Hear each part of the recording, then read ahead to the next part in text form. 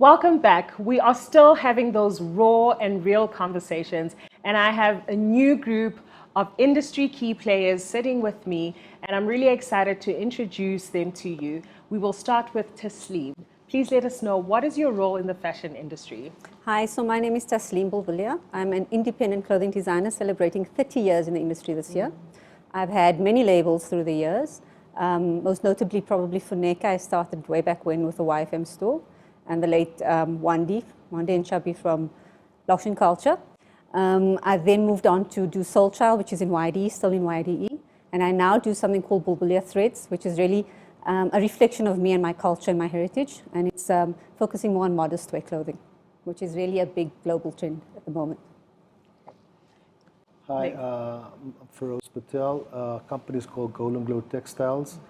So we are one of the leading importers of textile fashion fabrics in the country. We're around 30 years in business. Wow. We're supplying basically from your home industry right up to your big chain stores. We source, conceptualize, design, trend forecasts, import fabric, we design the fabric. So we're all in one kind of thing, you know. So yeah, we're looking for fabric, that's where people come. Great, thank you. Welcome. And you are? I'm Fabrice Moyo, and Yes. I'm a creative director, founder of a company called From Ellis. It's also a registered trademark. We do menswear and women's wear. We are involved in from development to manufacturing is done in-house, and we've been doing it since 2003. I'm a third generation fashion designer, and I'm based in Selby. Amazing, thank you. And Yes. please let us know what your role is in the fashion industry. Good day, everyone. My name is Ditiro Mashiro. I'm a textile and fashion designer based in Pretoria. I run a small fashion brand called Sarati Ltd. What we do essentially is that we are a high craft textile company. What we really focus on is the slow fashion aspect of fashion. So our products are predominantly embroidered, hand printed, and uniquely styled for each individual. Hi everyone, my name is Tian Green. My company is Tamaris. We are dye sublimation printers. We print for both the fashion industry and the promotional industry. And we supply local designers as well as international designers. Great. So we've been talking about the past, the present, and the future of the fashion industry, and it's quite clear that you guys have been in the industry for so long. What are some of the challenges that you've experienced in the years of being in the fashion industry, and what are the challenges you're facing now, especially with COVID and the pandemic? Before we actually started this conversation, we kind of like had a conversation downstairs with Tasmin, and I actually want us to ask Tasmin to carry on one of the things she was saying before we got in here. Tasmin, you were saying that that we have one of the problems that we have also, that you have since you moved from Cape Town, is your inability to find really talented people who can help you in your factory. And yes. Yeah, I think in terms of manufacturing, Johannesburg's not an ideal place for independent designers. Got it. It's very hard to find the quality, the finish that you're looking for. So I used to be based in Cape Town for a long time. I had my own CMT there, and obviously we outsourced with many little factories. The nice thing in Cape Town is that you have small little specialists that a small independent designer can go and source high quality anything and get it chain store quality. Because that is the name of, the industry set up there. In Johannesburg, we struggle a lot with that. So I was saying to Fabrice, even with Tian, I was saying I stopped doing printing, I stopped doing dyeing, I don't do anything that requires a wash house because I can't source any of those things locally in Johannesburg.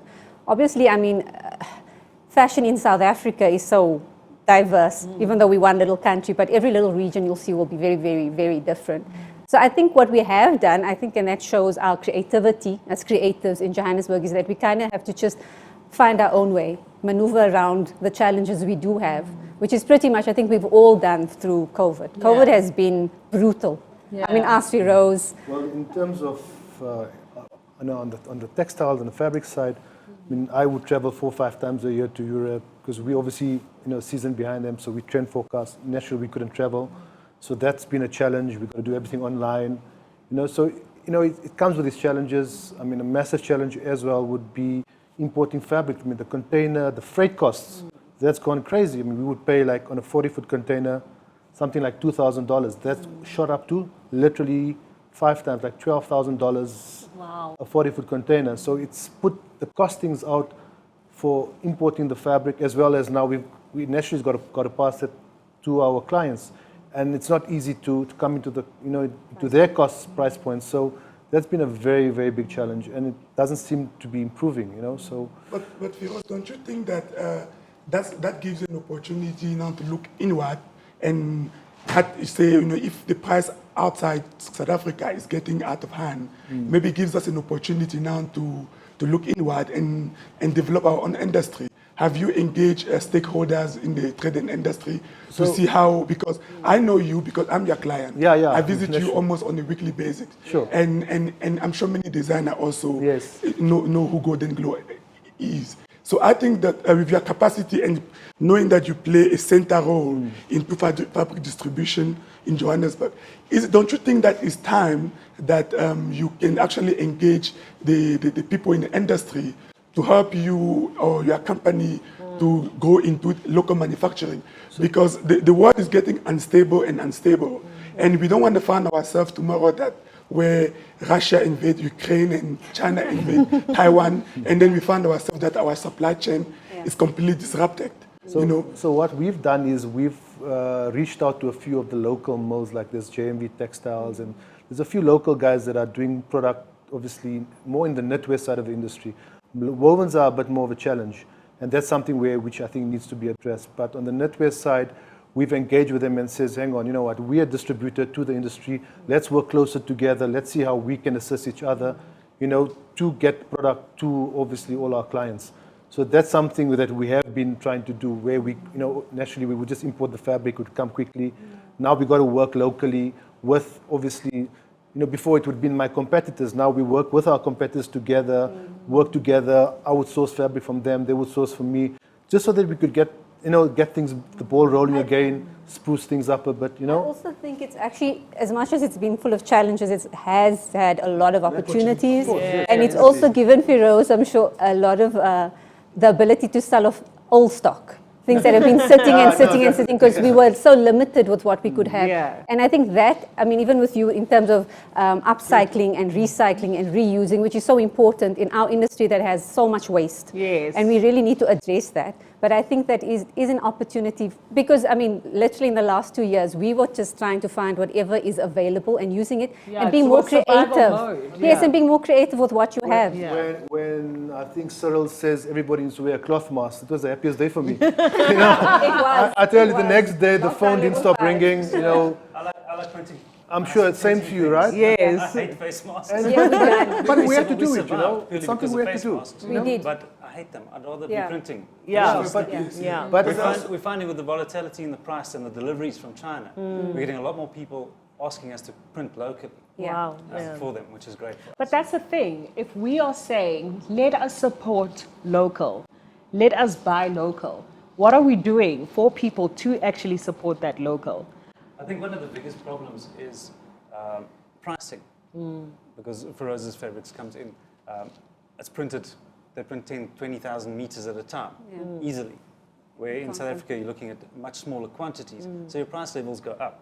So that becomes a problem when you're trying to get into the market. In terms of we actually had this discussion earlier when we were having a coffee. The economy of scale. And we talked about the duty structures, right? And this is something I'm very passionate about anyway, is that as a fabric wholesaler, we supplying the smaller, the Slims and the Fabricios and, all the smaller home industries, right up to like medium to the, we are providing employment and to the factories, the CMPs.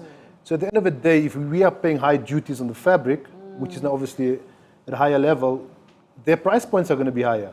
Whereas, we need the government to actually, in the industry, to look at new duty structures to help us, where we can pass the benefit on to all our clients, thereby obviously increasing production, all that kind of thing. And it's actually surprising, Firoz, that you complain about duty, whereas the fabric that you bring in, we are guaranteed that it's not going to be used raw. It's going to be manufactured. So along the line, it's going to create employment. 100%. But you're surprised that, in downtown Johannesburg, someone who pays no duty with counterfeit gets it in already made, and and we can't compete we with gotta that. compete with that. You know, It's difficult. but you see, also one thing I've also noticed in the industry, even prior to COVID, is that what does Min say that moving from Cape Town, she found it challenging meeting. Having to find people and find manufacturers and people with whom she can collaborate. I want to say that it's actually a problem. Is actually a problem where, first of all, in Gauteng we don't have a functioning council, fashion council, where you can go in as a center of information and know who you can get what with who. That doesn't exist because the people that run the council at the national level do not have a constituency. In a normal political setting, in a normal structure setting, if you come, you can have a council from Johannesburg, from Gauteng, from Western Cape, KwaZulu-Natal, that form a national council. At the moment, people who represent are part of the National Fashion Council come from Gauteng, but there's no functioning council in Gauteng. Then you ask yourself, what are these people's role? Are they there just to be friends with politicians and pretend to be part of the industry? Or they're really there to build industry? I think the biggest challenge, and I speak from experience because way back in, I don't want to give my age away, but in 2005, I was a founding member of the Cape Town Fashion Council, which was one of the better run ones. And I sat on the ESCO for maybe 3 years. But for us, the biggest challenge was, you know, you need to have actual people who work in the industry be representative on the council, not people who don't come from the industry and don't experience the challenges we experience. Even then, I mean, it was nice because you had people from chain store, from manufacturing, from independent designers. With the knowledge as well. Yes, but and also if you are a working designer, I think a big challenge when you talk about challenges is, you know, in other countries, if you look at global international brands, right? You look at your Louis Vuittons, you look at your Gucci's, whatever, who owns them? These are big multinational, huge companies with lots of money to market, and they are run as businesses. In South Africa, we're seen as a little creative, small industry on the side, which we are not. The amount of money clothing and fashion generates globally is on another scale. In South Africa, we're constantly looking at people at unemployment. We can employ so many people, we can train so many people, there's so much stuff to do. Intensive. The value chain Everything. From, you know, is labor intensive, it's massive. And it's a highly skilled, exactly what I was saying to Fabrice. I don't find highly skilled people in Johannesburg because it was, in the 80s we manufactured, in the 90s we stopped, that's why I moved to Cape Town, etc.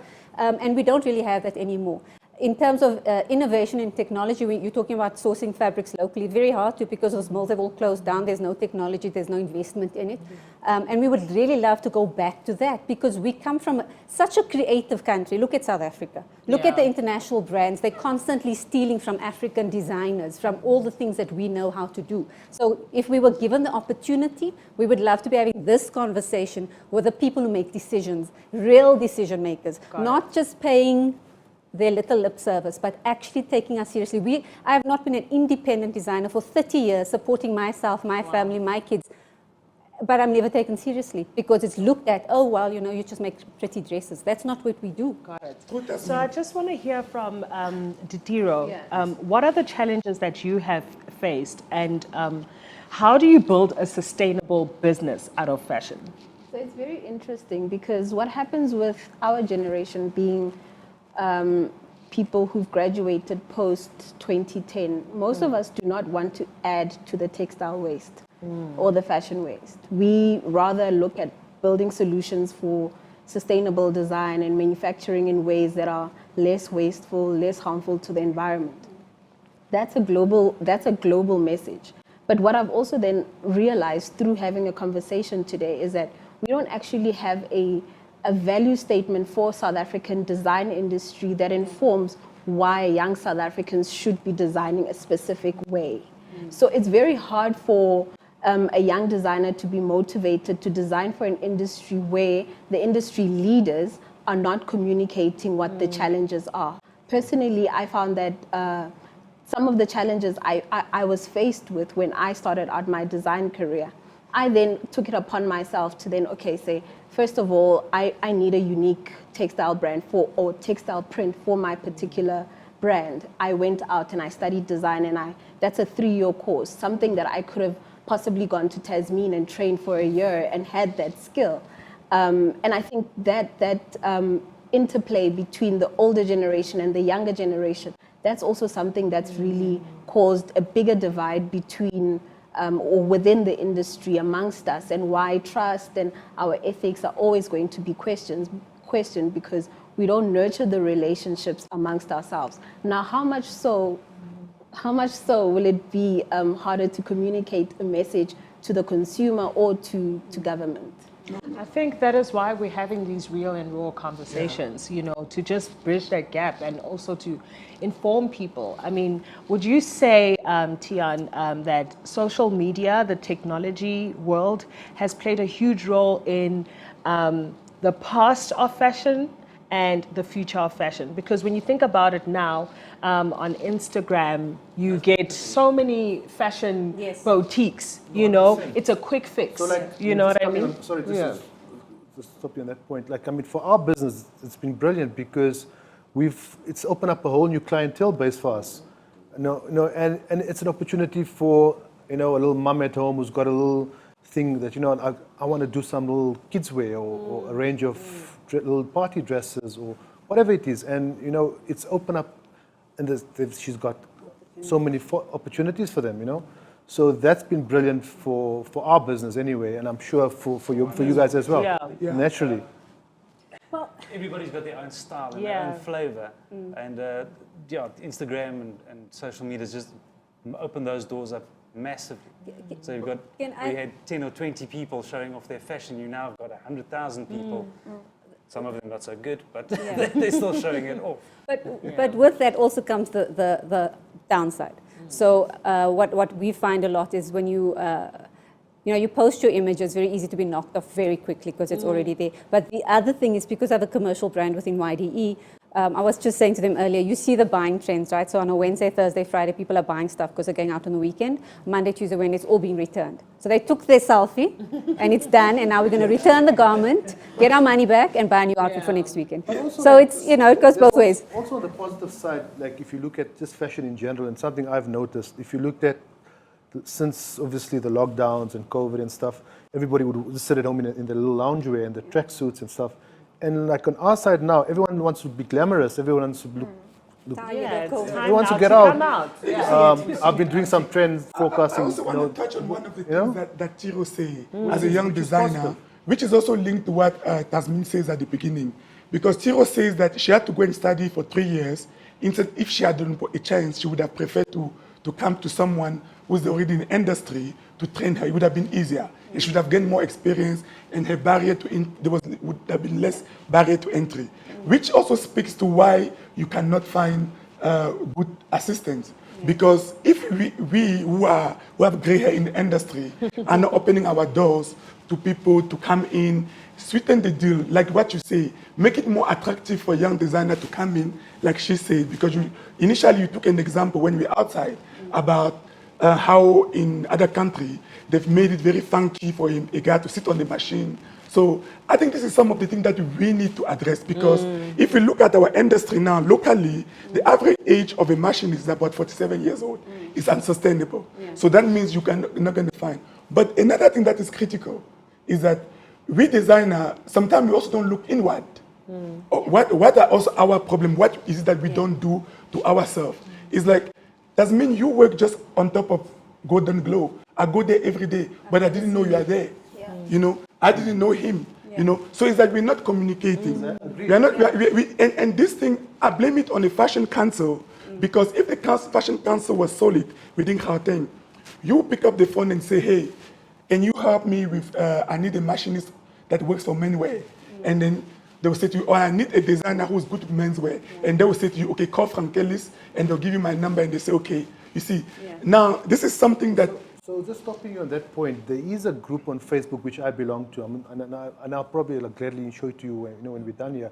It's like a CMT group where there's fabric wholesalers, there's But I think what Frank is going to is that we don't have, we used to have a magazine called Pursuit, was the industry magazine. Pursuit used to be there, correct. We no longer have that, but we need a real living Pursuit that happens constantly. So like now everybody's on social media. Well, Facebook, Instagram, and there is something there. But I think what we need to is, as you say, take it to another level where we can engage easier, clearer with each other. And this it's more Goes back to the challenge we have of plagiarism. Yes. Where designers do not feel comfortable to share where they are, what they're doing, and why they're doing what they're doing. Because our ethics, our values, as the design industry have not been well defined. The council becomes that glue that advise and speak on our behalf to the authority.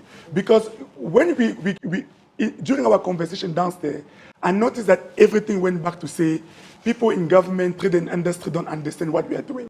But we don't have a voice. Level, of course. Yes, we don't have a voice because we go individually, and what thing we're doing, we allowing people, we don't want to shake the establishment. Yeah. We know that the council, Fashion Council, all of us who work in Johannesburg, we know is not existing. We know they're not doing their work, but we don't have the guts to say to them, you know what, who are you representing on the national level?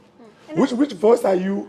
I think, Frank, it even goes further than that, because if you look at our fashion weeks, which are also two separate stables, and if you're with the one, you can't be with the other. And I think it's really holding us to ransom. over And yet, without collaboration. us, there is no fashion week. Without us, there is no anything. But we are always kind of, oh no, don't tramp on anybody's toes, because they. And I'm talking from experience, because I've had that happen to me for many, many years. And I think what I chose to do personally was put my head down and keep working, because you're tired of fighting that same struggle over and over and over and over. Whether it comes to DTI, whether it comes to councils, whether it comes to anything, you're constantly being told no, or people are finding opportunities for their own so-and-so and so-and-so, that you get to a point where you're like, you know what, even now, I've showcased internationally, I took money out of my own pocket, I got it sponsored privately, because I don't want to go the government route, because it's such a long, laborious thing, and because they just don't get me in what I do. You must try Gauteng tourism, because I must give them credit, because they funded me when I was showing at Milan Fashion Week, and they gave me a call 2 weeks ago to say, we will support you. And to be honest with you, it was a very easy process. I don't think we must put government in a structure we can't paint in one brush. With Gauteng tourism, it was a matter of me giving them a call and telling them what was my need, and they were very helpful. So that's one of the institutions that we need to give them credit and say, you know what, yes. We're all phoning them after this. So you need to know, Gauteng tourism, they were there for me, and it happened within a very short time. With GTI, it can be a nightmare. With trade and industry, I've never tried, but I understand what you're saying. So when we talk about government, we must point out those finger at those institutions that fail us. We can't paint all of them with the same brush. Beautiful. Yes. So just to wrap up the conversation, I'm just going to pose one. I know we could go on and on, because the fashion industry is so broad. We haven't even touched the tip, but that's the thing about these raw and real conversations. We have more people coming on, and hopefully they touch some of the So just to wrap it up, I'm just going to pose one question to all of you. Just keep it short and sweet for us. What do you think is the future of fashion? Wow. I think innovation. Innovation, I think we need to look at doing things more sustainably and reusing and upcycling. And I think when you're creative, it's never ending. There's always something. Great. I think on our side, we just need to make sure that we're on top of the game. We need to source and develop more. And I think, as we had this discussion with everyone in the industry collaborating, it will help people like me innovate and obviously develop new product for the industry. So it's just working together more than anything. Perfect.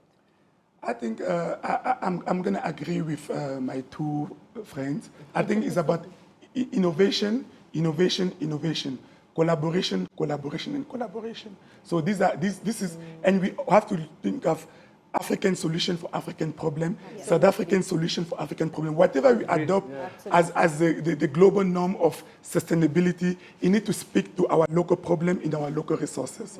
And then we are going to project ourselves to the world and give them what we have. And instead of us wanting to innovate, to compete only with what they're imposing on us. And the future looks bright. And I think once we start having this conversation and something come out of it, I think we're going to be able to sweeten the deal. This could be a start. Exactly. Sweeten the deal for the young people and make them have few generation come, and so that, the future is promising. Perfect. I think I just want to agree very much with the idea of an African renaissance where Africans take on technology, we take on craft, we take on a bigger stake in the world, in like the world stake in the fashion industry. We can't keep allowing ourselves to be influenced by the world. There has to come a time where we are designing our own, designing our own machinery, creating our own solutions. And I think I'm very much on board with that. I see myself in that world as a young designer. I think the future of the South African fashion industry relies a lot on the bigger role players, the retail role players, opening up their doors to the young designers and saying, come on board, we're not going to give you a 500-page document with rules and regulations on how to get into our stores. Because that blocks, you get that piece of paper and you look at it, you throw it in the dustbin and go, okay, that's not going to happen, let's move on. So they need to relax their terms and conditions and welcome the local fashion designers in. I deal with a lot of local designers, youngsters, and you don't get designs like that anywhere else. At that point, we've got a South African flavor that nobody can replicate. 100%. I think if H&M collaborates all the time with international designers. Why can't a Truworths or Foschini collaborate with a Taslim? Why not? I know we said we're done, but I think the key point, and I was speaking to Alina before I came up here, we were saying that the biggest challenge is access to retail. It's been the same challenge for 30 years. It's still the same challenge now. And I would... solve a huge issue. It will, if we had emporiums everywhere with rentals that were affordable for designers who are able to be in those stores, it would just, the future is very bright. But if we don't have access to those prime retail spaces, we are still being excluded constantly. So the key thing here is collaboration over competition, and tapping into our resources, sticking to our African creativities, and opening the doors for each other. I think South African designers, fashion and graphic designers, also need to realize that we don't live in a bubble. We've got an entire continent above us and an entire globe that are our market. Start next door. Okay, start selling next door. Yes, before going to look for some clients in Botswana. Look for clients in Belgium. Look for clients in America. Already in at Frankelis, 30% of our income come through export. Is Zambia, Botswana, Namibia, and so we there. The hold is open, and I often tell all my friends and colleagues to say, it's just a matter of you picking up a call and calling an airline in Zambia or a hotel. Talk about COVID. Another thing COVID has allowed us to do is look at our borders, as you say. So it's something that we need to do. You got to just be proactive. Africa's open for business. Yes, thank you. Thank you guys so much. I'm enjoying this conversation. I'd love to carry on, but we've reached the end of this discussion. This has been a really, really important and exciting conversation. Thank you so much for tuning in. Now back to the awards.